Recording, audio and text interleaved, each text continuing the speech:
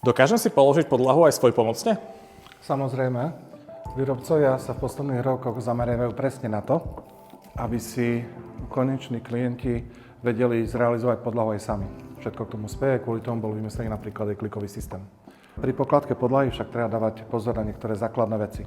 Treba mať napríklad meter, zmerať si veľkosť miestnosti a konzultovať, aký je reálny odpad z podlahy. Počul som napríklad aj 30-40% reálny odpad z podlahy, čiže k čistej ploche je ideálne nejakých 5%, ak tam nie sú nejaké prekvapenia.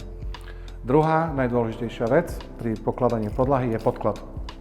Podlaha môže byť akákoľvek, v podstate je úplne lacná aj drahá, a ak je nesprávny podklad, tam nastavujú najväčšie problémy, čiže nerovnosť podkladu a vlhkosť.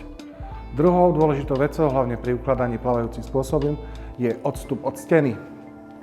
To znamená, keďže máte podlahu, ktorá je položená voľne a je plávajúca, mala by tam byť tzv. Dilatačná špára. To je odstup alebo odskok od steny, aby tá podlaha mohla pracovať. Mala by byť od 1 až do 1,5 cm.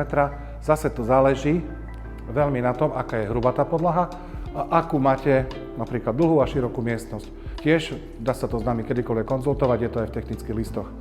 Čo sa týka podkladu, na vyrovnanie podkladu slúžia podložky, ktoré sú tzv. Penové, jednoduché. Samozrejme dá sa realizovať s tými, odporúčame skôr tie kvalitnejšie podložky.